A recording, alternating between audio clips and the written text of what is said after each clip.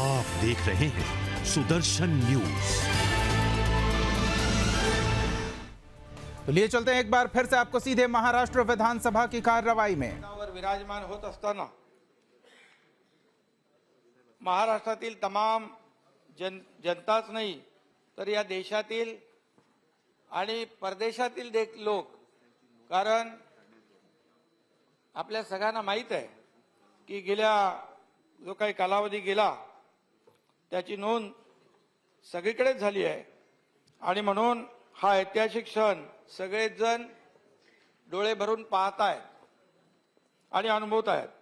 अध्यक्ष महोदय, कालपर्यंत आपण भारतीय जनता पक्ष या राजकीय पक्षाचे कुलाबा मतदारसंघाचं लोकप्रतिनिधी म्हणून या सभागृहाचं सदस्य या नात्याने काम करीत होतात, परंतु आता आपल्या व्यक्तिमत्वाला या ठिकाणी या सभागृहातील न्यायासनाचा शिरपेच प्राप्त झालेला आहे। आपली सार्वजनिक जीवनातील व्याप्ती व उंची संपूर्ण महाराष्ट्रभर आता विस्तारेल। अध्यक्ष महोदय, या पदाचा मान, सन्मान, दर्जा, उंची व गरिमा फार मोठी आहे। या पदाला एक गौरवशाली परंपरा आहे। या पदाचं एक ऐतिहासिक असं महत्त्व देखील आहे। मगाशी म्हटल्याप्रमाणे मावळणकर हे सन 1937 मध्ये पहिल्यांदा या सदनाच्या अध्यक्षपदावर आरूढ झाले। कार्यकौशल्यामुळे पुढे ते 1952 मध्ये लोकसभेचे पहिले अध्यक्ष देखील झाले। त्यामुळे फादर ऑफ लोकसभा असा त्यांचा उल्लेख देखील झाला। जशी या पदाची प्रतिष्ठा व सभागृहाला दर्जा उंचावण्याचं कार्य त्यांच्या हातून घडलं, तसंच ते आपणाकडूनही वृद्धिंगत व्हावं अशी आमच्या सगळ्यांची इच्छा आहे।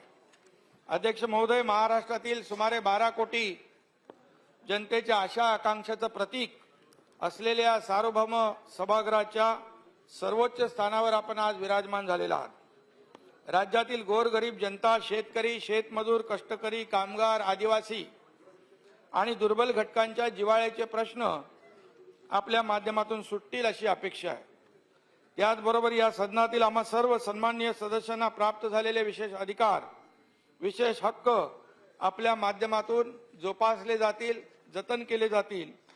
अध्यक्ष महोदय, लोकशाहीमध्ये सर्वसामान्य जनतेची कामं व राज्याचा विकास करीत असताना आपल्या जगन्नाथाच्या रथाची सत्तारूढ व विरोधी अशी दोन्ही चाकं समांतर रेषेतून चालवायची असतात। या सभागृहातील उपस्थित असणारे होणारे अनेक प्रश्न व समस्या आपल्या न्याय निर्णयातून सुटणार आहेत। आपण न्यायदान करताना कायद्यापुढे सर्व समान या तत्वानुसारच आपल्याकडून निर्णय होतील अशी अपेक्षा आहे। कारण लोकशाहीचा स्तंभ हा भारतीय संविधान, संसदीय प्रणालीतील प्रथा, परंपरा व नैतिकता या माध्यमातून उभारला असून त्यातून या सार्वभौम सभागृहाचं कामकाज चालतं। आम्ही जरी सत्ताधारी बाकावर असलो तरी आपण आम्हाला झुकतं माप देऊन निर्णय करावेत अशी आमची बिलकुल इच्छा नाही आणि अपेक्षाही नाही। कारण आम्हाला अत्यंत पारदर्शक पद्धतीने राज्याचा कारभार चालवायचा आहे। प्रसंगी आपण मुक्तपणे नको पाहिजे ना।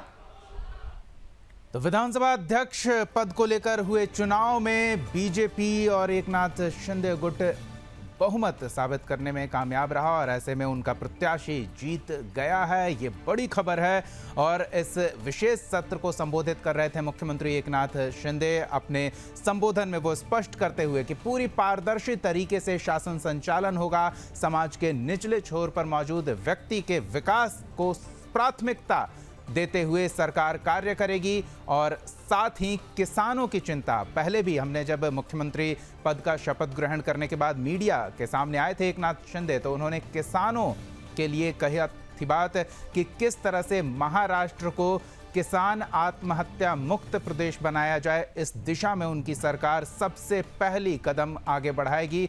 देखना दिलचस्प होगा कि किस तरह से काम आगे बढ़ता है, क्योंकि जो पुराने प्रोजेक्ट रुके हुए थे उनको लेकर तो कदम आगे बढ़ाया जा रहा है।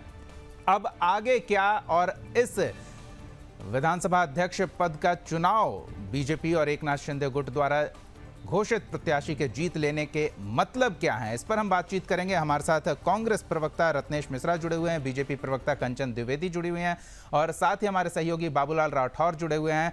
आप सबका बहुत बहुत स्वागत है। सबसे पहले बाबूलाल के पास चलते हैं और उनसे ताज़ा अपडेट लेते हैं और फिर अपने मेहमानों के पास चलेंगे, इस विषय पर चर्चा करेंगे। बाबूलाल।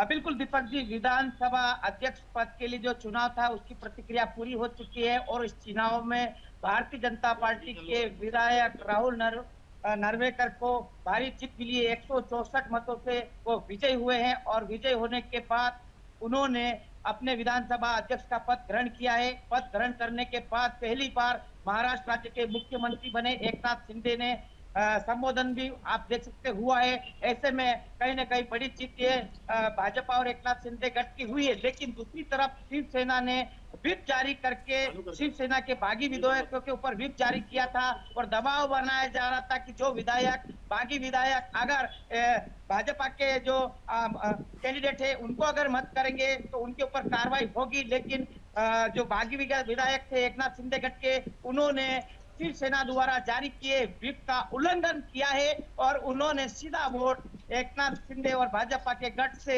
राहुल नार्वेकर को किया है। ऐतिहासिक जीत हुई। दूसरी तरफ जो अबू आजमी है, उन्होंने महाविकास आघाड़ी सरकार के साथ गद्दारी किए। अबू आजमी समाजवादी पार्टी से आते, उनके 2 विधायक थे, यानी कि 2 वोट थे। उन्होंने दोनों उम्मीदवारों में से किसी को भी वोट नहीं दिया है।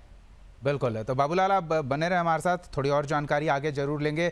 सीधे हम रत्नेश जी के पास चलते हैं, उनसे जानते हैं। काफ़ी उम्मीदें थी और आज से पहले तक जब शपथ ग्रहण नहीं हुआ था तब तक कांग्रेस की ओर से ये दावा किया जा रहा था और भी जो सदस्य महाविकास आघाड़ी खेमे के हमारे साथ जुड़ते थे वो कह रहे थे कि सरकार तो उनकी जाने वाली नहीं है, लेकिन अब सरकार गई और नई सरकार भी कार्यभार संभाल चुकी है। क्या कहेंगे रत्नेश जी?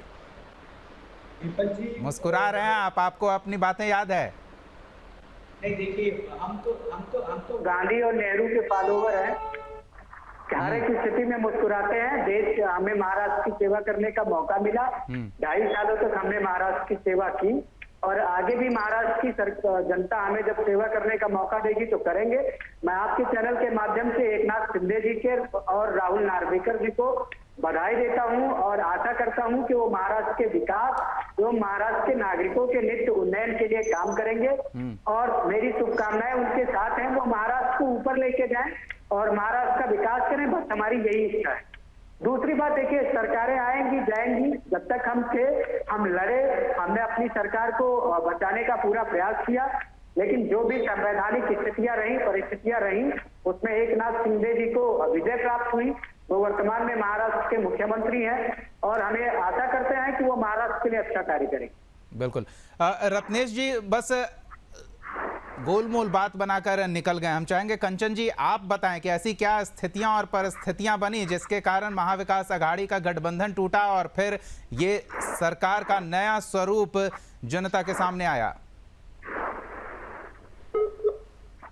कि जो गठबंधन टूटा है उसका पूरा देश और मामला जानता है कि गठबंधन क्यों टूटा है। गठबंधन टूटने का मतलब कि जो हमारे शिव सैनिक, जो पक्षी वाले शिव सैनिक थे, उन्होंने उस चीज को इसलिए तोड़ा क्योंकि जो हमारे बाला साहब ठाकरे जी की जो पद्धति थी, जो एक उनकी योजना थी, जो एक भारत में अपना एक हिंदुत्व को लेकर के उनका जो प्रयोजन था, तो वो जो शिव सैनिक के रूप में तथाकथित शिव सैनिक हो गए थे, उन लोगों ने उन विचारों को छोड़ दिया था। इसलिए क्यों नहीं गठबंधन टूटेगा, और ये बात बार बार विरोध किया जा रहा था। और फिर वो पार्टी कैसे रह सकती है दीपक जी, जो जिसके विधायक ही कहे कि नहीं हमारी पार्टी के लोग भ्रष्टाचारी हो गए हैं, तो मुझे नहीं लगता कि वो पार्टी भी रहने के लायक हो या गठबंधन रहने के लायक हो। तो कहा जा सकता है कि जो आपकी विचार से आप उन पर नहीं चले, इसलिए महाराष्ट्र के लोगों ने इस गठबंधन को स्वीकार नहीं किया। और जो योग्य शिव सैनिक था, क्योंकि शिवसेना के बिना मुझे लगता है महाराष्ट्र बेकार है और महाराष्ट्र के बिना शिवसेना, तो शिव सैनिक का हमेशा बाला साहब ठाकरे का हमेशा से ही वर्चस्व वहां रहा है, क्योंकि एक बहुत ही बड़े व्यक्तित्व थे। उनके विचार हमेशा महाराष्ट्र में रहेंगे और मुझे लगता है कि हमारे शिंदे जी इन विचारों को रखकर ही महाराष्ट्र में बहुत अच्छी तरीके से जनता के हृदयों में समाएंगे। बाकी मैं कह सकती हूँ कि जो विचार अगर वो छोड़े, क्योंकि जो भी छोड़ेगा इन विचारों को वो महाराष्ट्र में चल नहीं पाएगा।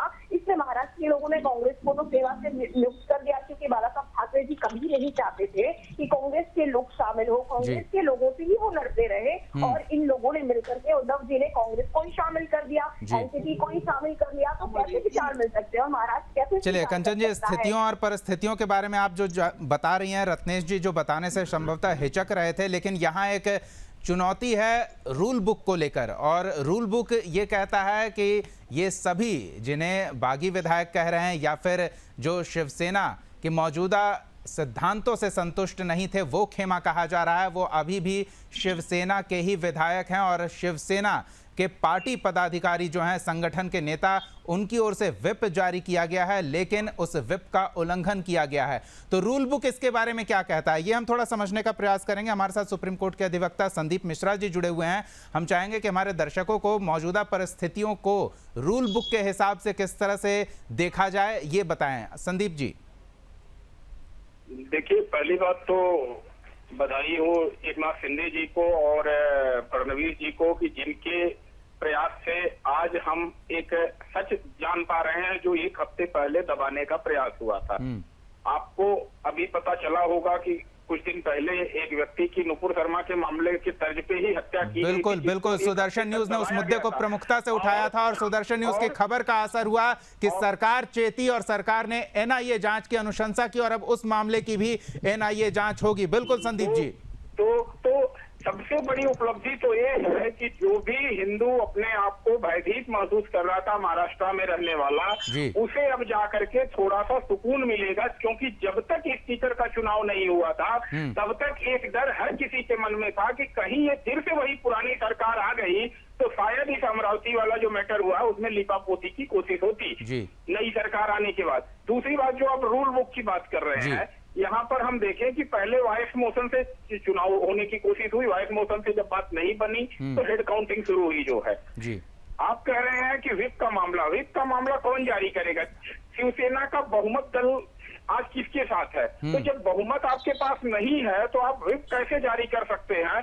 दूसरी बात, आपने जो डिस्क्वालिफिकेशन की नोटिस दी है वो सिर्फ 16 विधायकों के लिए दी है, बाकी सबके लिए नहीं दी है, क्योंकि आप इस चीज को जानते थे कि जैसे ही हम सारे 39 को नोटिस जारी करेंगे तुरंत ही ये माना जाएगा कि बहुमत हमारे साथ नहीं है, और हमें इस बात का एक्नॉलेज है कि बहुमत हमारे साथ नहीं है, और जैसे ही आप एक्नॉलेज करेंगे तुरंत तो असली शिवसेना ये घोषित हो जाएगी।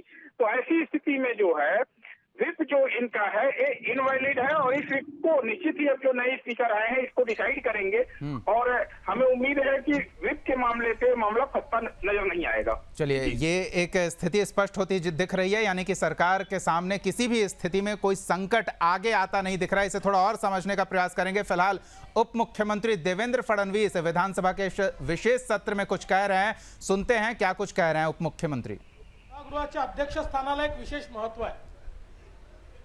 हे कायदे मंडळ आहे, या ठिकाणी वेगवेगळे कायदे आपण करतो आणि विशेषतः आपल्या विधानमंडळाची रचना अशी आहे की गडचिरोलीचा शेवटचा माणूस असो, नंदुरबारचा शेवटचा माणूस असो, की अगदी कुठल्या तरी कर्नाटकच्या सीमेवर किंवा गोव्याच्या सीमेवरचा माणूस असो, प्रत्येकाचा विचार, त्याच्या आशा आकांक्षा अपेक्षा या सगळ्या या सभागृहामध्ये या सदस्यांच्या माध्यमातून प्रतिध्वनित होतात आणि छोट्यातला छोटा प्रश्न देखील सोडवण्याची क्षमता आणि मोठ्यातले मोठे अडचण देखील सोडवण्याची क्षमता या सभागृहामध्ये आहे। आणि म्हणून मला असं वाटतं की या सभागृहाचा अध्यक्ष होणं ही देखील एक अत्यंत भाग्याचा अशा प्रकारचा योग आहे, तो तुम्हाला लाभला याबद्दल तुमचे मी अतिशय मनापासून अभिनंदन करतो। खरं म्हणजे या सभागृहाच्या अध्यक्षांची भूमिका एका न्यायमूर्तीसारखी आहे आणि सगळ्यांना न्याय देण्याचा प्रयत्न हा या आसनावरनं करावा लागतो। खरं तर हे कठीण काम आहे, ज्याच्या बाजूने निर्णय येतो त्याला तो न्याय वाटतो, ज्याच्या विरोधात निर्णय येतो त्याला तो अन्याय वाटतो. पण शेवटी अनेक वेळा आपण असं म्हणतो की कुठल्याही गोष्टीच्या दोन बाजू असतात, एक खरी एक खोटी. पण असं नाहीये, एक यांची बाजू असते, एक आमची बाजू असते, एक तुमची बाजू असते, एक त्यांची बाजू असते. पण एक तिसरी बाजू असते जी खरी बाजू असते. आणि त्या खऱ्या बाजूला या ठिकाणी प्रतिध्वनित करण्याचं काम या अध्यक्षांना या ठिकाणी करावं लागतं. आणि मला अतिशय आनंद आहे, तुमच्यासोबत काम करण्याची संधी मला मिळाली. एक तरुण सहकारी म्हणून सभागृहातला तुमचा परफॉर्मन्स मी बघितला. वरचं सभागृह असेल, खालचं सभागृह असेल, उत्कृष्ट संसदपटू म्हणून केलेलं काम आणि विशेषतः कायद्यामध्ये निश्चितपणे काय आहे हे समजून घेऊन न्यायालयाच्या कसोटीवरही आपला कायदा टिकला पाहिजे याकरता ज्या प्रकारचे अतिशय चपखल अशा प्रकारचे ऑब्झर्वेशन्स आपण सातत्याने करत होता हे देखील मी बघू शकलो. आणि म्हणून मला असं वाटतं की या कायदे मंडळाला एक अतिशय कायद्यामध्ये निष्णात असलेले अशा प्रकारचे अध्यक्ष या ठिकाणी मिळाले आहेत. अर्थात यापूर्वीच्या सर्व अध्यक्षांनी कदाचित ते कायदे पंडित नसतीलही, पण अतिशय उत्तम काम या आसनावरनं केलं आहे. उप मुख्यमंत्री देवेंद्र फडणवीस को सुन रहे थे आप. विधानसभा अध्यक्ष का पदभार ग्रहण करने पर राहुल नार्वेकर को अभिनंदन और शुभकामना देते हुए और साथ ही ये कहते हुए कि राज्य के अलग अलग हिस्सों से आए जनप्रतिनिधियों की अभिव्यक्ति है ये, यानी कि जनभावना की अभिव्यक्ति है ये, सरकार का ये गठन, सरकार का ये स्वरूप. एक बार फिर मेहमानों के पास चलते हैं और चुनौतियों के बारे में समझना चाहेंगे. रत्नेश जी, शासन व्यवस्था में आप थे, जो तमाम तरह की अब तक समस्याएं राज्य में देखने को मिली थी उनका भलीभांति आभास है. आगे किस तरह की चुनौतियां देख रहे हैं सरकार के समक्ष? देखिए, हम जब सरकार में थे तो हमने कानून व्यवस्था को अच्छे से चलाया और महाराष्ट्र के लोगों को सुरक्षा प्रदान करी. अब ये तो वर्तमान की सरकार के जो मुख्यमंत्री हैं रत्नेश जी, महाराष्ट्र के लोगों की सुरक्षा, पालघर हम नहीं भूले हैं और अभी जो घटना हुई है एनआईए जांच के लिए वो नहीं भूले हैं. शासन संचालन कैसे चलाया गया है इसका सबूत जेल में बंद पूर्व कैबिनेट मंत्री तक बता रहे हैं और आप अभी भी वही बात कह रहे हैं. देखिए दीपक जी, आपने जिसमें कहा एनआईए जांच कर रही है उसमें जो भी हत्यारे पकड़े गए हैं वो भारतीय जनता पार्टी के अल्पसंख्यक मोर्चा उदयपुर के कार्यरत कार्यकर्ता थे और सदस्य थे. तो पहले इस बात का निर्णय कर लीजिए कि भारतीय जनता पार्टी वाले क्या आतंकवादी नहीं, कौन पकड़ा गया ये नहीं, अपराध हुआ है वो रोका जा सकता था, इसकी जिम्मेदारी तत्कालीन सरकार की रहती है. अगर महाराष्ट्र में भी इसी प्रकार की अपने कार्यकर्ताओं से हत्याएं करवाएगी भारतीय जनता पार्टी और उनकी सहयोगी पार्टियां, तो फिर तो वैसे ही चलेगा ना. फिर तो आप अपने मुताबिक चलाइएगा. हमने अच्छा चलाया और हमने उन कंचन जी जवाब देंगे आप? मैं वही जवाब देना जी. रत्नेश, पास कहने के लिए कुछ नहीं है, ये भारतीय जनता पार्टी पर सीधे मर्डर का आरोप लगा रहे हैं. जनता इन चीजों को समझती है और इसीलिए कांग्रेस को, इन सारी हरकतों के कांग्रेस को जानती है जनता, इसलिए महाराष्ट्र में इनको सेवा से रिटायर कर दिया है. भारतीय जनता पार्टी को सेवा से लिया है. एक चैनल से बैठकर झूठ मत बोलिए.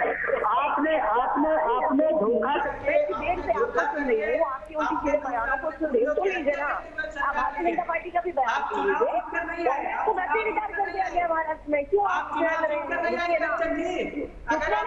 महाराष्ट्र की जनता ने भारतीय जनता पार्टी को स्वीकार किया है और ये जो महाराष्ट्र की सेवा है वो भारतीय जनता पार्टी के हाथों में रखी गई है. आपको रिटायर किया गया है इसीलिए कि आप लोग मर्डर करवाने वाले. चलिए कंचन जी, जो होना था वो हो गया. अब चुनौती क्या आगे दिख रही है मौजूदा सरकार के लिए, ये भी बताएं. रत्नेश जी आते हैं. जी कंचन बहुत जी, प्रकार की होती है। जो महाराष्ट्र की समस्याएं हैं वो बहुत ही बड़ी है, जैसे कि आपने एक समस्या अपनी भूमिका में उठाई, किसान, वहां के जो किसान हैं उनको किसी भी प्रकार से अन्याय ना हो, या फिर जो भी एजेंसियां वहां पर हैं ऐसे किसी भी दबाव में ना रहे जैसे गठबंधन के दबाव में होती थी, या फिर खुल करके उन्हें काम करने का मौका नहीं मिलता था। और इतने भी लोग, ये जो कत्ल करने वाले लोग हैं वो इतने भी फ्री ना हो, उनके पास एक दबाव हो, उनके पास एक डर हो, भय हो कि नहीं, अब भारतीय जनता पार्टी बहुत तरीके से सक्रिय है, अब ऐसा हम कोई काम नहीं कर सकते। कम से कम ये तो उनके हृदय में व्याप जाएगा कि अब कांग्रेस नहीं है, ये सब नहीं चलेगा। तो सबसे प्रमुख बात ये है कि महाराष्ट्र को बचाना कैसे है, महाराष्ट्र में अन्याय कैसे रोकना है। जिस प्रकार से हमारे उत्तर प्रदेश में किसी भी प्रकार का कोई भी जो हमारा उत्तर प्रदेश का विनाश, बिल्कुल, यानी कि एक पंक्ति में कहें तो अपराधियों के मन में शासन का खौफ होना चाहिए, ये सुनिश्चित किया जाएगा। रत्नेश जी आप कुछ कह रहे हैं, फिर संदीप जी के पास चलेंगे, एक महत्वपूर्ण सवाल है संदीप जी के लिए। जी रत्नेश जी, देखिए दीपक जी बोलिए। उदयपुर में जिन्होंने इतने विभक्त हत्या की, उनका किस पार्टी से संबंध है, यह अगर आप गूगल पे खोजेंगे तो लगभग सभी न्यूज साइट आपको मिल जाएगा। दूसरी बात कंचन द्विवेदी जी की पार्टी ने बहुत बड़ा कमाल किया है। आपको रिटायर कर दिया है तो मैं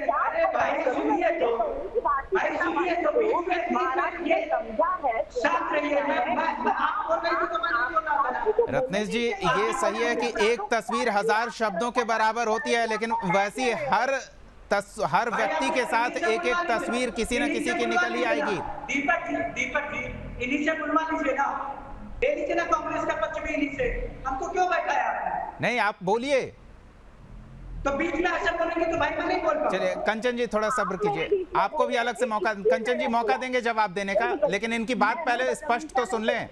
रत्नेश जी बोलिए। अगर देखिए अगर ये जो कहते हैं ना कि गांव वाली भाव करनी है तो कर लीजिए, आप वही कर लीजिए। और अगर कायदे से बात को रखना है तो एक दूसरे को सुनिए। लोकतंत्र में ये भी आता है कि सुना जाए एक दूसरे को। देखिए दूसरी बात, माननीय गृह मंत्री भारत सरकार अमित शाह जी ने अपने भाषण में बोला था कि जो लोग 12वीं के बाद इंटर करेंगे उनको हम लैपटॉप देंगे, और फडणवीस जी ने 12वीं के बाद इंटर किया है तो उनको 12वीं के बाद इंटर करने की बहुत बहुत शुभकामनाएं। मतलब बताइए, सीएम को डिप्टी सीएम बना दिया और जनता की सेवा करने जा रहे हैं। कंचन जी बोल लेने दीजिए।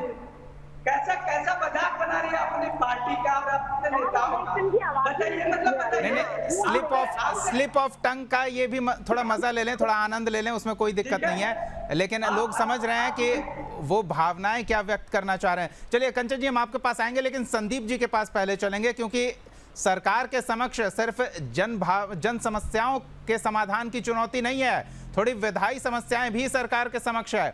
एक तो विप वाली बात हो गई जिस पर संदीप जी ने स्थिति स्पष्ट की, लेकिन अभी 24 घंटे के बाद एक और चुनौती है बहुमत परीक्षण का, उसके बाद 11-12 तारीख को एक और चुनौती है सुप्रीम कोर्ट में। संदीप जी तो इन चुनौतियों को कैसे देखा जाए? देखिए सबसे बड़ी चुनौती तो मैं मानता हूं कि जो सुप्रीम कोर्ट के समक्ष मामला है जी वही है, क्योंकि बहुमत सरकार के साथ है या स्पीकर के चुनाव के साथ ही स्पष्ट हो गया है। बहुमत पे तो कोई दिक्कत नहीं है, लेकिन अब स्पीकर कोई फाइंडिंग तो देंगे नहीं। 11 तक तो एक तरह से कहीं रोक लगी हुई है, तो सुप्रीम कोर्ट में ही मामले की सुनवाई है। और डिस्क्वालिफिकेशन पे क्या निर्णय आता है सुप्रीम कोर्ट का, यह बहुत ही रेलिवेंट होगा यहाँ पे देखना जो है जी। और सरकार के सामने चुनौतियां तो बहुत सारी हैं, क्योंकि आप देखिए 2.5 साल का जो समय रहा, 2.5 साल में एक तरह से कहें कि जो माहौल मिला है उसमें बहुत सारे लोग ऐसे हैं जो डरे हुए हैं, दबे हुए थे, उनकी बात जो है आम जनता पब्लिक डोमेन में नहीं आ पाई है। तो सरकार को एक ऐसा वातावरण देना चाहिए जिसमें लोगों को लगे कि उनकी सुरक्षा की जाएगी और कानून व्यवस्था की कोई स्थिति उनके विरुद्ध नहीं जाएगी। तो एक सुरक्षा का माहौल देना जरूरी है, जिससे कि लोग अपनी बात सरकार से कह सके और न्यायिक प्रक्रिया में लोगों का विश्वास ज्यादा से ज्यादा बने। जी बिल्कुल। कंचन जी आपके पास एक बार फिर से आते हैं। 11-12 महत्वपूर्ण तारीख है और उसके बाद फिर मौजूदा सरकार का जो स्वरूप है फिर कैबिनेट स्वरूप में आएगी और फिर काम तेज गति से आगे बढ़ेगा, जैसा देवेंद्र फडणवीस ने भी अपने प्रेस कॉन्फ्रेंस में कल कहा था, एकनाथ शिंदे मुख्यमंत्री ने भी अपने प्रेस कॉन्फ्रेंस में और फिर अभी विधानसभा में अपने संबोधन के दौरान भी उन्होंने कहा। तो गति सरकार के कामकाज की उसके बाद ही देखने को मिलेगी। चीजें चल रही हैं और जब चीजें बिल्कुल स्पष्ट हो जाएंगी, जैसा कि आप बता रहे हैं 11-12 के बाद, तो जब लोग बैठ करके एक मीटिंग होगी, हमारे बड़े अधिकारी, बड़े आला कमान बैठेंगे, इसके बाद में जब एक योजनाबद्ध तरीके से, जैसे मैं समझ सकती हूँ उत्तर प्रदेश का जैसे विकास हुआ है, क्योंकि भारतीय जनता पार्टी कभी भी बिना योजना के कोई कार्य नहीं करती और विकास वहीं से शुरू होता है जब योजनाएं शुरू होती है। योजनाएं पटल पर आने के लिए हम लोग हर समय प्रयास करते हैं कि जमीनी स्तर पर पहुंचना चाहिए और उसके लिए कड़ी होती है जमीन तक पहुंचाने के लिए, क्योंकि कभी कभी क्या होता है, सरकारें योजना भी बना देती है लेकिन जमीन तक नहीं पहुंचती। भारतीय जनता पार्टी यही गलती नहीं करती है, इसीलिए पूरे भारत के हृदय में समा रही है और यही हम चाहेंगे कि 12 के बाद भी इसी प्रकार की प्रक्रियाएं बने। तो मैं कह सकती हूँ कि एक बड़ी सी मीटिंग होगी और उसमें बिल्कुल सुनियोजित तरीके से हर एक कार्य को रखा जाएगा और उस तहत फिर सभी को काम सौंपा जाएगा और फिर तब पद्धति के तहत काम को रखा जाएगा और वो आप देखेंगे कि जमीनी स्तर पर पहुंच जाए। तो ये जो अयोग्यता का मामला कोर्ट में चल रहा है, वो उसमें फैसला मौजूदा सरकार के पक्ष में आएगा, शिंदे गुट के पक्ष में आएगा, उद्धव ठाकरे गुट के पक्ष में आएगा, क्या संभावना देख रही हैं आप? इसके बाद रत्नेश जी से भी इसी पर जवाब लेंगे। कंचन जी, आपकी प्रतिक्रिया। ये कोर्ट का फैसला है और कोर्ट पर हमें पूर्णतः विश्वास है, जो भी होगा वो न्यायपूर्ण होगा, क्योंकि कोर्ट जो करेगा वो उसे न्याय का देवता कहते हैं और जो भी फैसला हो, किसी के भी पक्ष में हो, किसी भी के भी खिलाफ हो, उसे स्वीकार करना ही होगा और करना चाहिए बहुत श्रद्धा के साथ। चलिए, रत्नेश जी किस तरह से देख रहे हैं 11 और 12 तारीख को, क्या संभावना दिख रही है? मौजूदा परिस्थितियों के आधार पर क्या कहेंगे रत्नेश जी? देखिए दीपक जी, 11 और 12 की जो स्थितियां हैं वो वर्तमान की परिस्थितियों से बहुत ज्यादा भिन्न होंगी, क्योंकि माननीय सर्वोच्च न्यायालय जो है वो जो भी निर्णय देगा वो केवल उन्हीं परिस्थितियों को कंसीडर करेगा जब उसके समक्ष मामला आया है। वर्तमान की परिस्थितियों को कंसीडर जहां तक है, मुझे लगता है कि माननीय सर्वोच्च न्यायालय नहीं करेगा जी, क्योंकि मुकदमा आने के बाद का जो डेवलपमेंट होगा उसको कंसीडर कर लेगी तो निर्णय प्रभावित हो जाएगा। तो हमें लगता है कि माननीय सर्वोच्च न्यायालय अपनी बुद्धि और बौद्धिकता के स्तर पर जो भी निर्णय देगा वो महाराष्ट्र की जनता के हित में होगा और महाराष्ट्र की जनता के विकास के लिए कार्य कर रहे लोगों के हित में होगा। अब ये जनता डिसाइड करेगी कौन उनके विकास के लिए कार्य कर रहा था और कौन करेगा आगे चल। चलिए, बाबूलाल हमारे सहयोगी हमारे साथ जुड़े हुए हैं, बाबूलाल से भी जान लेते हैं, क्योंकि इसको लेकर दोनों खेमों में जबरदस्त रणनीति चल रही है और कागजी कार्रवाई शिवसेना संगठन यानी कि उद्धव ठाकरे के हाथ में है और कागजी कार्रवाई होती भी दिख रही है। पूर्व सांसद तक को पार्टी से बाहर रास्ता दिखा दिया गया है पार्टी विरोधी गतिविधियों का आरोप लगने पर। बाबूलाल, काफी खलबली मची होगी अगर सिर्फ शिवसेना गुट की बात करें तो, जो बागी खेमा है उसकी सदस्यता को अयोग्य करने को लेकर और संगठन पर अपना दबदबा बनाए रखने को लेकर काफी हलचल चल रही होगी। बिल्कुल, कल रात से हम देख रहे हैं कि किस तरह से शिवसेना के खेमे में हलचल चली हुई, किस तरह से बागी विधायकों के पर कार्रवाई करने के लिए व्हिप जारी किया जाता है। जो विधायक, जिस सांसद ने, शिवसेना के सांसद ने एकनाथ शिंदे को फेसबुक के माध्यम से बधाई दी, उनके ऊपर कार्रवाई की गई, इस तरह के हथकंडे अपनाए गए और ये दावा किया जा रहा था कि एकनाथ शिंदे की कल अग्नि परीक्षा है स्पीकर चुनाव को लेकिन एकनाथ शिंदे ने इस अग्नि परीक्षा को बड़े ही आसान तरीके से पास कर लिए। अब एकनाथ शिंदे कल बहुमत भी पास करेंगे, विश्वास मत कल पास करेंगे, क्योंकि एकनाथ शिंदे की तरफ से लगातार दावे किए जा रहे थे। कल रात में एकनाथ शिंदे ने कहा था कि मेरे पास में बहुमत है, हमारे पास में नंबर है और हम किसी भी कीमत में जीत हासिल करेंगे। हालांकि किस तरह से महाविकास अघाड़ी तरफ से जो कैंडिडेट स्पीकर के लिए लाया गया था सामने, उनको जिताने के लिए पूरी कोशिश की गई थी, लेकिन वो सफल नहीं हुई। 164 मतों से भारतीय जनता पार्टी के स्पीकर के जो कैंडिडेट थे राहुल नार्वेकर, उनको जीत मिली है। वो स्पीकर पद भी उन्होंने ग्रहण कर लिया है। हमने देखा है कि मुख्यमंत्री के बाद में उप मुख्यमंत्री का भाषण हुआ है। अब महाराष्ट्र सरकार के लिए विश्वास मत के बाद जो 11 तारीख सुप्रीम कोर्ट की चुनौती है वो है, उसके बाद लगातार ये सरकार किस तरह से काम करेगी, क्योंकि सरकार की तरफ से दावा किया जा रहा है कि ये सरकार हिंदुत्व के मुद्दे पर काम करेगी, बाला साहब ठाकरे के हिंदुत्व को आगे लेके जाएंगी। दूसरी तरफ इस सरकार के चलाने के लिए जो देवेंद्र फडणवीस मुख्यमंत्री का भूमिका में है, लेकिन अनुभव उनके पास काफी ज्यादा है, क्योंकि 5 साल तक वो महाराष्ट्र राज्य के मुख्यमंत्री रहे। ऐसे में ये माना जा रहा है कि अनुभवी पूर्व मुख्यमंत्री अब डिप्टी सीएम है, लेकिन अनुभव काफी काम आएगा और एकनाथ शिंदे और देवेंद्र फडणवीस की जोड़ी महाराष्ट्र के विकास को आगे लेकर जाएगी। और महाराष्ट्र में जो हिंदुओं के ऊपर अत्याचार हो रहा है, हिंदुओं के ऊपर जो बार बार ऐसी घटनाएं देखने को मिल रही है, इसके ऊपर कुछ एक्शन एकनाथ शिंदे ले सकते हैं। जिस तरह से वो दावा कर रहे हैं कि हिंदू हृदय बाला साहब ठाकरे के हिंदुत्व को महाविकास आघाड़ी सरकार ने किनारा करके दूर करने की कोशिश की थी, वो बिल्कुल मान्य में बर्दाश्त नहीं किया जाएगा। हिंदू हृदय बाला साहब ठाकरे के विचारों को और हिंदुत्व को हम आगे लेकर जाएंगे। चलिए संदीप जी से एक चीज जान लेते हैं। संदीप जी, जब कोई मुद्दा कोर्ट में होता है तो वहां जनभावना मायने नहीं रखती है, वहां सिद्धांत मायने नहीं रखता है, वहां तर्क और साक्ष्य मायने रखता है। परिस्थिति उस समय क्या रही होगी जब मामला कोर्ट में पहुंचा, वो मायने रखता है। दोनों पक्ष के वकील अपने अपने पक्षों के हित में किस तरह से तर्क रखते हैं वो मायने रखता है, और फिर कोर्ट उन तर्कों के आधार पर फैसला सुनाती है। तो किस तरह की संभावनाएं दिख रही है? देखिए, सबसे बड़ी बात तो ये है कि कोर्ट के सामने चुनौती होगी यह निर्धारित करने की कि शिवसेना किसकी है, असली शिवसेना किसकी है, उद्धव वाली या एकनाथ शिंदे वाली। अब एकनाथ शिंदे वाली शिवसेना अगर देखनी है तो उनके साथ 39 विधायक हैं, बहुमत उनके साथ है। लोकतंत्र में संख्या सबसे बड़ी चीज होती है। लेकिन सवाल ये है, क्या जो डिफेक्शन लॉ है, जो संविधान की अनुसूची 10 में शेड्यूल में है, क्या वो लागू होता है एकनाथ शिंदे के ऊपर? जवाब होगा, क्या एकनाथ शिंदे ने कोई पार्टी विरोधी गतिविधि की है? जवाब है नहीं। क्या उन्होंने कोई पार्टी तोड़ के बनाई है? नहीं। क्या उन्होंने किसी तीसरी पार्टी में जाके मर्ज हुए हैं? नहीं। क्या उन्होंने शिवसेना के खिलाफ कोई बयान दिया है? नहीं।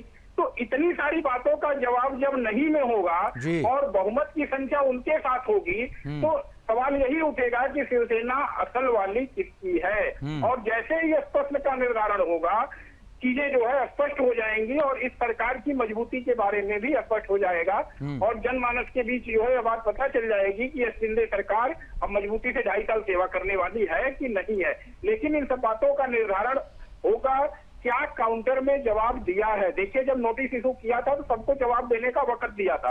उस जवाब देने में किसने क्या स्टैंड लिया हुआ है, उद्धव ठाकरे गुट ने क्या स्टैंड लिया हुआ है, क्या एलिगेशन लगाए हुए हैं, उन सारे चीजों को देखते हुए ही कोर्ट फैसला करेगी। कोर्ट अपने सामने जो रिकॉर्ड होते हैं उसी के आधार पर और सबूतों के आधार पर ही फैसला करती है। जन भावनाओं से मामला नहीं निर्धारित किया जाता है। बिल्कुल, न्यायिक प्रक्रिया में जन भावना सही नहीं होती है। रत्नेश जी, शायद यही कारण है कि लोग अब कांग्रेस पर ये दोषारोपण करने लगे हैं कि कांग्रेस खुद तो गर्त में जा रही है, अपने साथ भी दूसरों को खींच कर ले जा रही है। कांग्रेस के साथ जाना नुकसानदेह होता है और वो एक बार फिर महाराष्ट्र में देखने को मिल रहा है। कैसे, क्या ये दाग लग गया, क्यों ये दाग लग गया, कैसे धुलेगा ये दाग? देखिए दीपक जी, जो भी ये बोल रहे हैं उनको गलत मानता हूँ, क्योंकि हम कमजोर तब होते जब महाराष्ट्र में चुनाव होते और हम चुनाव हार जाते और हमें जनता नकार देती। हमें जनता ने नहीं नकारा। हमारे तो अभी भी 40-45 विधायक हैं। हम तो अभी भी विपक्ष में बैठेंगे ना।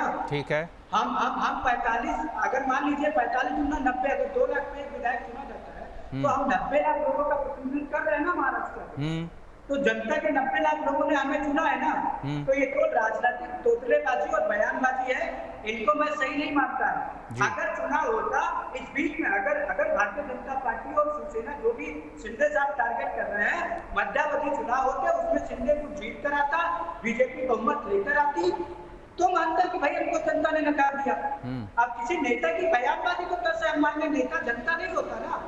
और हम अभी भी 90 लाख लोगों के प्रतिनिधि हैं सदन में और हम सरकार को बताएंगे किस तरह से काम किया जाता है। आप विपक्ष को एकदम इग्नोर करके काम नहीं कर सकते।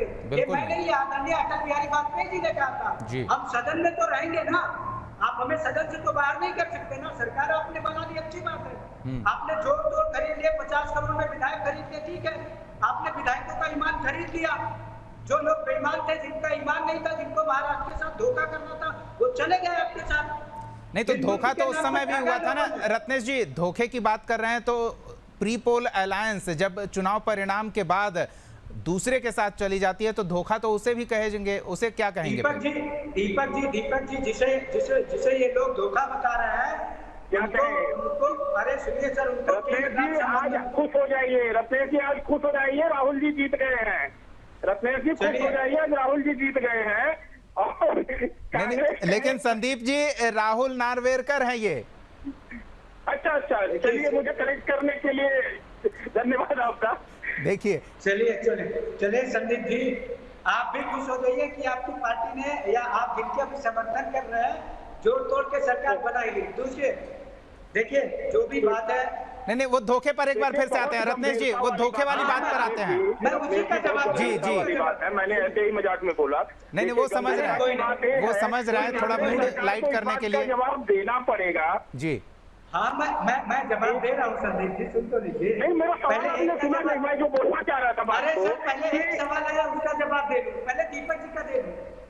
जी रत्नेश जी, मुझे दीपक जी का जवाब दीजिए। जी दीपक जी जिन्होंने भी ये सवाल पूछा कि धोखा हुआ था, इनको केंद्र राज्य संबंधों पर गठित सरकारिया आयोग की सिफारिश को पढ़ना चाहिए। प्री पोस्ट पोल अलायंस जो होता है वो लोकतंत्र में किया जा सकता है। अगर वो आईपीसी के किसी सेक्शन के तहत अगर वो क्राइम हो तो आप बताइए, एंटी डिफेक्शन लॉ के तहत अगर वो किसी अयोग्यता के तहत आता हो तो बताइए। क्या लोकतांत्रिक प्रक्रिया में पोल अलायंस को मान्यता दी गई है ना? कानूनी नहीं, यहाँ जनभावना के साथ धोखा हुआ था। देखिए कोई धोखा नहीं हुआ है। हमने जो संवैधानिक और विधिक प्रक्रिया की उसके तहत चुनाव से पहले जो पोस्टर्स लगे थे, उन पोस्टर्स को देखकर मतदाता ने अपना निर्णय सुनाया था, और चुनाव के बाद वो पोस्टर ही फाड़ दिया गया और चेहरे बदल दिए गए, तो फिर ये जनभावना के साथ धोखा हुआ ना। कानूनी प्रक्रिया तो संदीप जी समझा रहे हैं। दीपक जी, ये धोखा का जनता के साथ नहीं हुआ, ये धोखा देवेंद्र फडणवीस जी के साथ हुआ। 2.5 साल पहले अगर वो शिवसेना का मान लेते शर्त, तो आज सीएम होते, डिप्टी सीएम नहीं होते। आप धोखा तो भारतीय जनता पार्टी ने दे। चलिए ठीक है, संदीप जी भी कुछ पूछना चाह रहे थे, एक बार उनको भी मौका देते हैं। संदीप जी। रत्नेश जी, देखिए कितनी दुखद बात है ना, एक व्यक्ति की हत्या हो जाती है और कांग्रेस की तरफ से अभी कोई कमेंट भी नहीं आया है। 1 हफ्ता पहले मर्डर होता है और ये बात पता तब चलती है जब सरकार बदलती है। आखिर ऐसी गतिविधियां आप क्यों करते हैं जिसके आपके ऊपर सवाल उठे? अभी तक आपने इस बात पे एक बार भी टिप्पणी नहीं की है, और मेरा आपसे निवेदन है कि एक बार माननीय राहुल जी से, जो आप कह रहे हैं जो स्पीकर नहीं बने हैं बल्कि दूसरे वाले राहुल जी, उनका एक बार कमेंट अगर आए इस पे तो शायद देश को थोड़ा अच्छा लगेगा और महाराष्ट्र के लोगों को भी सुकून होगा कि जो पिछली 2.5 साल सरकार थी वो उनकी एक जवाबदेह सरकार थी। रत्नेश जी, वही मैं पूछ रहा था कि ये दाग क्यों लगने लगा कांग्रेस पर, कैसे ये दाग? जी देखिए दीपक जी, हमारे नेता आदरणीय राहुल गांधी जी के ऊपर जो भी आरोप लगा रहे हैं संदीप जी, एक बहुत बड़े न्यूज चैनल ने ऐसा ही आरोप लगाया था और बाद में उनको माफी मांगनी पड़ी और उन्होंने लाइव वीडियो चलाकर माफी मांगी कि हमसे बहुत बड़ी गलती हो गई। नहीं, ये तो आरोप नहीं लगा रहे हैं ना, संदीप जी तो अपनी भावना व्यक्त कर रहे हैं कि एक जन नेता एक जनता की समस्या पर कोई शब्द नहीं बोलते, तो वो थोड़ा दुख होता है लोगों को कि भाई ये हमारे हित की बात करते हैं, लेकिन जब हमारा अहित होता है तो हमारे साथ सांत्वना के 2 शब्द नहीं बोलते। दीपक जी, जवाब दे रहा हूँ, मेरी अगली लाइन को सुन लेते हैं आप। जी। दूसरी बात, उदयपुर में जिन लोगों ने इस विभत्स घटना को अंजाम दिया उनका किस राजनीतिक दल के साथ संबंध है? वो है भारतीय जनता पार्टी। भारतीय जनता पार्टी के जिला अध्यक्ष के साथ उनकी फोटोज है, माइनॉरिटी मोर्चा के अध्यक्ष के साथ उनकी फोटोज है, अल्पसंख्यक मोर्चा के प्रदेश अध्यक्ष के साथ उनकी फोटोज है। अगर वो भारतीय जनता पार्टी से संबंध नहीं रखते थे तो इतने बड़े बड़े नेताओं तक पहुंचे कैसे, उनके साथ उनकी फोटोज कैसे हैं?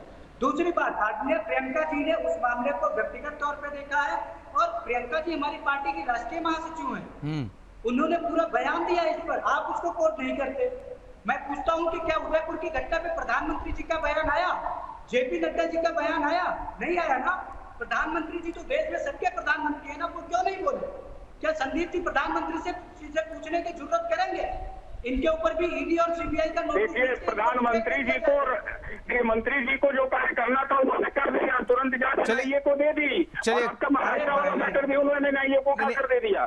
ठीक है, एक बार कंचन जी की एक प्रतिक्रिया ले लेते हैं। कंचन जी, ये जो समस्याएं आ रही है, जो जनभावनाएं आहत हो रही है, जिस तरह से एक एक व्यक्ति विशेष को चुन चुनकर मजहबी शिकार बनाया जा रहा है, क्या अब ये थमेगा? जी देखिए दीपक जी, ये जो बार बार ये जो कांग्रेस के प्रवक्ता इल्जाम लगा रहे हैं भारतीय जनता पार्टी पर, इनको तो ये हक ही नहीं है कहने का, क्योंकि अब जब ये सरकार में होते हैं तो इनको ये पब्लिकली ये कभी बताते ही नहीं है कि हो क्या रहा है। सबसे बोले जा रहे हैं। कंचन जी ऐसे नहीं, थोड़ा आप एक बार बोल दीजिए कि रत्नेश जी चुप रहे। नहीं ठीक है, 2 बार बोला इनसे अपने लिए, इनके लिए नहीं, ये पार्टी के प्रवक्ता हैं, जैसे आप पार्टी के प्रवक्ता हैं तो ये पार्टी को डिफेंड करेंगे ही, और हर शब्द पे ये डिफेंड करने की इनकी इच्छा रहती है। हम रिक्वेस्ट कर लेते हैं रत्नेश जी, 2 मिनट कंचन जी को समय दे दीजिए, फिर आपके पास आएंगे। जी कंचन जी बोलिए। ये तो मैं बहुत ही गंभीरता के साथ कहूंगी, माफी के साथ कहूंगी कि इस तरीके से मेरे बीच में ना ही टोके, क्योंकि मैं आपके बीच में नहीं टोक रही हूँ। मैं बहुत शालीनता से आपको सुन रही हूँ, तो मैं आपसे भी यही उम्मीद रखती हूँ। रत्नेश जी ठीक है, रत्नेश जी ठीक है, मेरे बीच में टोका था, तब आपकी नैतिकता कहाँ थी, तब आपका ज्ञान कहाँ था? लगातार बराबर कर रहे हैं। देखिए रत्नेश जी, आपने बीजेपी को घेरा और अब फिर उन्हें जवाब देने का मौका नहीं दे रहे हैं, तो फिर स्थिति स्पष्ट नहीं हो पाएगी ना। उनकी भी बारी आई है, तो उनको एक बार सुन लेते हैं। कंचन जी, तो बस यही कहना चाहती हूँ कि हम लोगों के यहाँ केवल बोलना नहीं होता है, हम लोग काम करना जानते हैं। हम लोग ये सोचते हैं कि कार्य होना चाहिए, और आप देख ही रहे हैं कि जिन भी प्रकार से जो भी कार्य हो रहे हैं, या फिर ये जो दुखद घटना हुई है इसमें 7 लोग गिरफ्तार हो चुके हैं, और मैं मानती हूँ कि जो भी इसमें गुनहगार होगा वो बचने वाला नहीं है, चाहे फिर वो कन्हैया लाल का मैटर हो, चाहे फिर ये मैटर हो। कहीं भी कोई भी ऐसा नहीं बचता भारतीय जनता पार्टी के नजर से कि जो गुनहगार है वो बच जाए। आप उत्तर प्रदेश का मामला देख रहे हैं, आप महाराष्ट्र में भी अब से मैं कह रही हूँ, जब से हमारी सरकार होगी तब से अब ये ऐसे कार्य ना वहाँ उदयपुर में हो पाएंगे, और उत्तर प्रदेश का तो सवाल ही नहीं बनता। तो मैं यही कहना चाहूंगी कि बार बार ये जो आरोप है ना, ये लगाना भारतीय जनता पर छोड़ दीजिए। ये थोड़ा अपने कॉलर पर झांकिए कि भारतीय जनता पार्टी को महाराष्ट्र ने क्यों स्वीकार किया। आप 2 जगह बचे थे, आप महाराष्ट्र से भी चले गए, आखिरकार महाराष्ट्र ने आपको क्यों नकार दिया, आखिरकार क्यों आपको उन लोगों ने स्वीकार नहीं किया। अब तो आपको इसमें झांकने की जरूरत है। आप भारतीय जनता पार्टी के ऊपर इल्जाम लगाए जा रहे हैं, ये जनता का एक जो मैंडेट होता है, कम से कम उसको तो समझिए। आप पार्टी को, ठीक है आप हमारे विपक्ष में है, हम समझते हैं कि आप कुछ भी बोलेंगे, कुछ भी का मतलब ये नहीं है कि आपके ऊपर ही इल्जाम आ जाए। थोड़ा सा तो समझदारी के साथ में आप काम करिए, आप अपनी पार्टी के बारे में सोचिए। बाकी हाँ, यहाँ पर आप बोलने जैसे होंगे, अगर आप ठीक ठाक बात कर रहे हैं तो आपकी बातों को सुना जाएगा। आप बेमतलब की बात करें, ये भारतीय जनता पार्टी करा रही है। मुझे ये लगता है कि जो पार्टी कराती है वो उजागर नहीं करती है। हम ही लोग हैं जो इस केस को खोलने में लगे हैं, और इसमें जो भी गुनाहगार है उसको सजा देने में लगे हुए। आपने क्या किया? आप लोग तो बोले तक नहीं, करना तो वार्ड में गया, करना तो बहुत पीछे गया, बहुत आगे की बात तो छोड़ ही दीजिए। तो हम लोग कार्य पर ध्यान देते हैं, हम लोग कामों पर ध्यान देंगे, हम लोग ये चाहेंगे किसी के भी प्रति अन्याय ना हो पाए। चलिए, और आपकी पार्टी कितना काम कर रही है उस पर हम ध्यान देंगे, और अगर काम में कहीं कोताही बरती गई तो सवाल भी खड़े करेंगे, और रत्नेश जी भी उसके लिए मौजूद हैं। हमारे साथ रेजिडेंट एडिटर मुकेश कुमार भी जुड़ चुके हैं। एक बार मुकेश जी से मौजूदा परिस्थितियों को वो किस तरह से देख रहे हैं, क्योंकि 24 घंटे बाद बहुमत परीक्षण है, लेकिन उससे पहले विधानसभा अध्यक्ष का चुनाव हुआ और भारी बहुमत कह सकते हैं, 164 मत मिले हैं बीजेपी और शिंदे गुट द्वारा घोषित प्रत्याशी को, और राहुल नार्वेकर विधानसभा अध्यक्ष चुने गए हैं। मुकेश जी किस तरह से देखेंगे?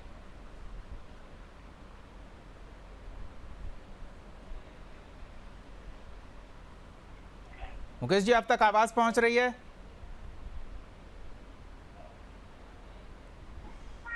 चलिए, संभवतः आवाज नहीं पहुंच रही है, हम जुड़ते हैं उनसे, तब तक रत्नेश जी की प्रतिक्रिया ले लेते हैं। क्या कहेंगे रत्नेश जी? देखिए, पहली बात तो अभी जो हमारी बहन भारतीय जनता पार्टी की प्रवक्ता कह रही थी जी, तो इनकी बातों से तो यही लगा कि इनकी सरकार में विपक्ष को बोलने का भी अधिकार नहीं रह जाएगा, क्योंकि इन्होंने अभी आपके सामने कहा चुप रहे। तो ये तो तानाशाही देख रही है। इनके कहने से क्या होगा? आपने देवेंद्र फडणवीस को सुना, हमने सुना, वो विधानसभा अध्यक्ष को बधाई देने के साथ साथ ये भी बताते दिखे। जी रत्नेश जी, पार्टी की प्रवक्ता है, हो सकता है टेलीविजन चैनल पर अगर आप और वो बैठे तो वो विपक्ष को बोलने का मौका ना दें, सदन में तो विपक्ष को पूरा मौका मिलेगा। दूसरी बार जी,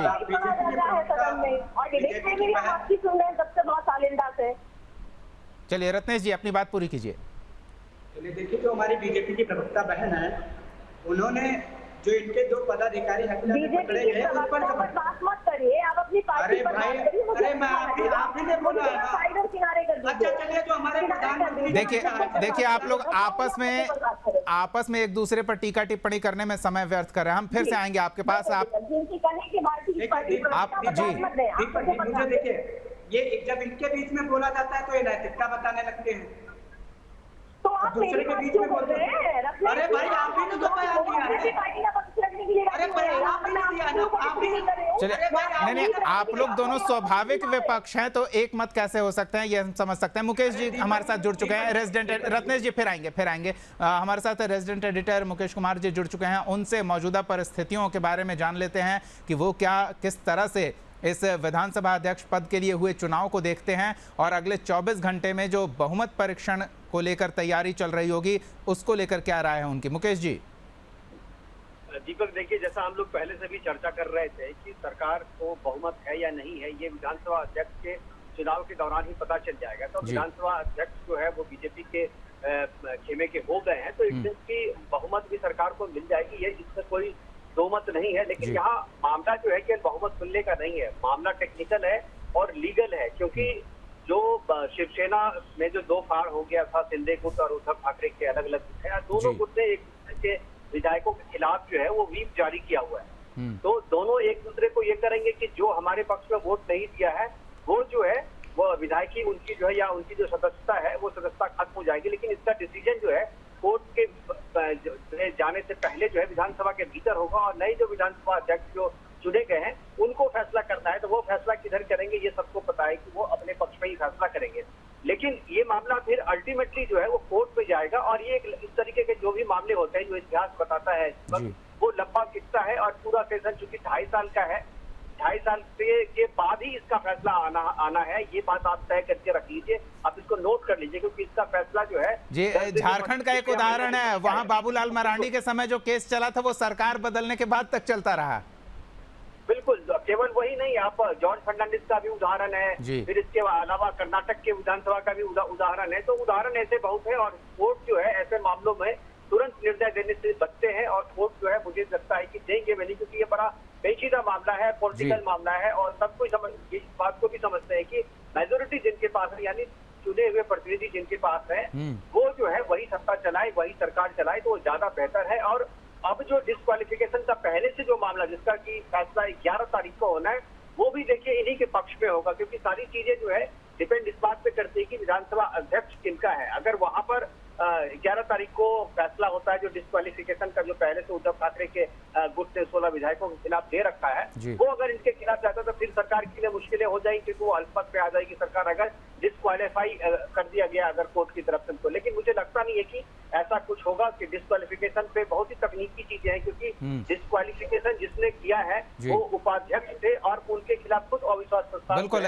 ये डिस्क्वालिफिकेशन के बीच जो दिलचस्प चीज है मुकेश जी आप बीच में लेकर आए हैं, हम चाहेंगे कि संदीप जी हमारे साथ जुड़े हुए हैं, थोड़ा तकनीकी पहलू उनसे ही समझ लेते हैं, क्योंकि अभी ताज़ा 2 उदाहरण हमारे रेजिडेंट एडिटर मुकेश जी ने दिया है। संदीप जी, जब मामला विधानसभा अध्यक्ष की कोर्ट में चलता है तो वो अजीब तरीके से आगे बढ़ता है, जो सुप्रीम कोर्ट में मामला चलता है वो दूसरे तरीके से आगे बढ़ता है। तो ये जो तकनीकी बात मुकेश जी कह रहे हैं वो थोड़ा हम समझना चाहेंगे। देखिए, सुप्रीम कोर्ट में आप मामले में देखें तो करीब 6 पक्षकार हैं। अब 6 पक्षकारों के काउंटर आने हैं, मतलब जवाब आना है। जब तक सभी के जवाब नहीं आ जाएंगे तब तक न्यायालय में कोई भी फाइनल आर्गुमेंट तो होगा नहीं। अब देखना होगा कि 11 जुलाई के पहले क्या सारे पक्षकार अपना जवाब दाखिल कर देते हैं या कोई अपना समय मांगता है, या फिर मान लीजिए सभी ने अपने जवाब दाखिल कर दिए हैं तो क्या किसी पार्टी ने अपना लेटर सर्कुलेट तो नहीं कर रखा है कि हम किसी अर्जेंट काम से जो है डेट पे अवेलेबल नहीं है, तो पता चले कि फर्दर फिर 4 वीक के लिए मैटर लग जाए। तो इस तरह से जो है न्यायिक प्रक्रिया में समय लगता है। दूसरी बात, आपने जो स्पीकर वाली बात कही, अभी कोई फाइंडिंग तो दी नहीं गई है डिप्टी स्पीकर के द्वारा जो है डिस्क्वालिफिकेशन पे जो है एक पेंडिंग था, मतलब दोनों ही तरफ से जो है एक तो डिस्क्वालिफिकेशन की डिप्टी स्पीकर डिस्क्वालीफाई हो, दूसरा विधायकों की डिस्क्वालिफिकेशन को लेकर के शिवसेना ने जो है डिमांड रखी हुई है जो उद्धव ठाकरे गुट है। तो इन सबसे सबसे बड़ा जो इंस्टांस होगा कि जो जवाब दाखिल किया जा रहा है सुप्रीम कोर्ट में उसमें इसके पहले के स्पीकर ने क्या स्टैंड लिया हुआ है, तत्कालीन डिप्टी स्पीकर ने जो है, उन सारे पॉइंट्स को बहुत ही मतलब माइन्यूटली कोर्ट को ऑब्जर्व करना होगा और तभी कोई मतलब फैसला होगा। तो इसमें अभी समय लगेगा। देखिए, चाहे न्यायिक प्रक्रिया हो चाहे स्पीकर की कार्यवाही, दोनों ही सब में समय लगना है। और क्योंकि स्पीकर अब जो है भारतीय जनता पार्टी से निर्वाचित हो चुके हैं, तो निश्चित क्यों नहीं चाहेंगे कि इस मामले को बहुत जल्दी डिसाइड कर दिया जाए। इसमें जो भी निर्णय आएगा न्यायालय से ही आएगा और अगर तेजी से भी आएगा तो उसमें समय तो लगता ही और लगेगा ही। जी, यानी कि मुकेश जी, जो अभी ऊपरी तौर पर काफी हलचल मची हुई थी, मीडिया में हंगामा मचा हुआ था, लोग चर्चा कर रहे थे, तो ये ऊपरी कलह थम गई है, लेकिन अंदर खाने अभी भी काफी खलबली मची हुई है। अंदर खाने और एक चीज और मैं आपको जोड़ूं, अभी इलेक्शन कमीशन का भी रोल इसमें आ जाएगा।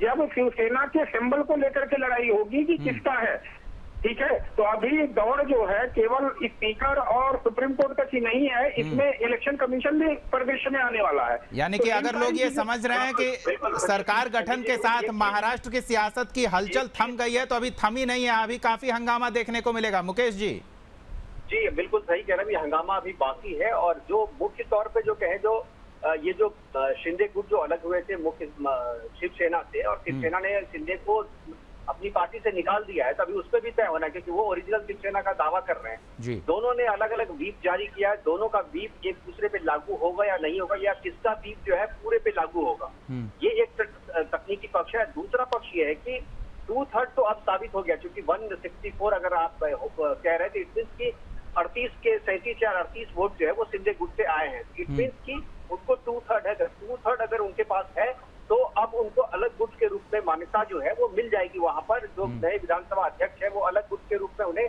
मान्यता देंगे। लेकिन अब जो अगला जो मूव होगा, वो अगला मूव ये होगा कि अगर वो ओरिजिनल शिवसेना के रूप में उनको नहीं मिलती है पहचान, तो वो विलय करना पड़ेगा उनको। अब ये भी एक डिले टैक्टिस है, क्योंकि अब तकनीकी तौर पर उद्धव ठाकरे ने फ्लोर टेस्ट के पहले ही उनको पार्टी से निकाल दिया शिंदे को। ये चीज उनके पास है, ये राइट जो है पूरी तरीके से उनके पास है, तो वो उनको निकाल दिया है अपने यहाँ से। अब उनको अगर अपने यहाँ से निकाल दिया है तो वो ओरिजिनल शिव सैनिक है या नहीं है, ये भी कोर्ट को डिसाइड करने के लिए एक और मामला जो है वो कोर्ट में जाएगा कि उनका जो डिस्क्वालिफिकेशन है, पार्टी से निष्कासन है, वो वैध है कि नहीं है।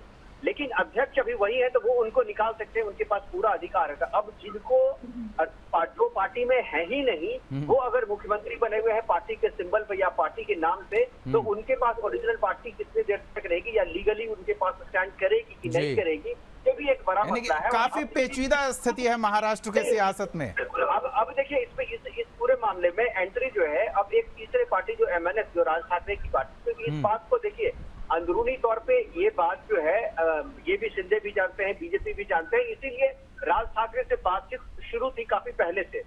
जो एंटी डिफेक्शन लॉ में जो 91st अमेंडमेंट हुआ था शेड्यूल 10 के सेक्शन 4 में, तो उसके हिसाब से क्या है कि आप 2/3 के रूप में मान्यता तो मिल जाएगी आपको, जैसे कि आज मिल गई उनको, और उनके द्वारा जो वोट किया गया वो वोट भी वैध हो जाएगा। लेकिन अब आप एक अलग गुट के रूप में नहीं रह सकते उसमें, हाउस के भीतर में। हाउस के भीतर जो है आपको अपनी आइडेंटिटी जो है या तो एक अलग पार्टी के रूप में या नहीं तो पार्टी के विलय के रूप में, लेकिन पार्टी के रूप में पहचान की बात जो है खत्म हो गई है। अब वो अलग पार्टी के रूप में अलग गुट को नहीं मिलेगी, या तो वो ओरिजिनल शिवसेना रहेंगे या नहीं तो वो अलग से ही किसी दूसरी पार्टी में विलय करेंगे। अलग शिवसेना इसलिए नहीं रह सकते अभी क्योंकि उसका मामला जो है कोर्ट में फंसा है, इलेक्शन कमीशन में जाएगा। लेकिन इसमें अगर टाइम लगता है तो उनको विलय करना पड़ेगा, इसलिए हो सकता है अभी वो विलय कर ले और उसके बाद जो है जो पार्टी का डिसीजन होगा तो उससे उनको कोई जब विलय ही हो जाएगा। तो मतलब अभी नजरें बनाए रखनी होगी महाराष्ट्र के हर हलचल पर, क्योंकि एक हलचल एक बड़ा प्रभाव आगे दिखा सकता है।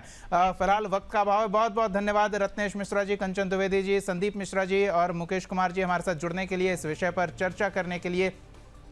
तो महाराष्ट्र की राजनीति में जो घमासान, सरकार गठन, विधानसभा अध्यक्ष के चुनाव और इस चुनाव परिणाम के आधार पर यह कहा जा सकता है कि मौजूदा सरकार बहुमत परीक्षण में भी सफल होगी और इससे सियासी घमासान थम जाएगा, तो ये गलत होगा।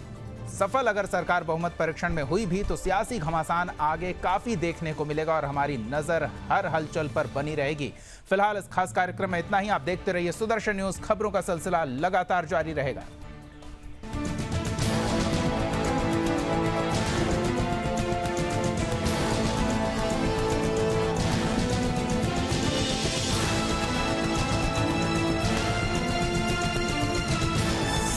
आप देख रहे हैं सुदर्शन न्यूज।